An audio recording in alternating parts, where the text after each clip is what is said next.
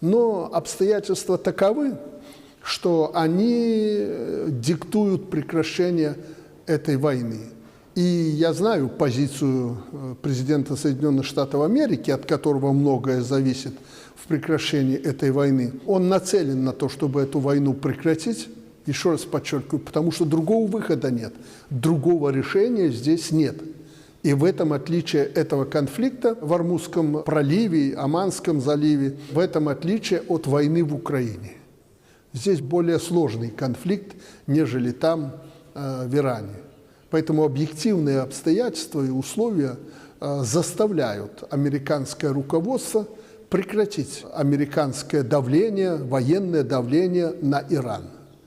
Ну, а Израиль будет зависеть полностью от позиции Соединенных Штатов Америки. Поэтому в этом году, я считаю, эти конфликты можно прекратить. У меня уверенность такая, что они будут прекращены.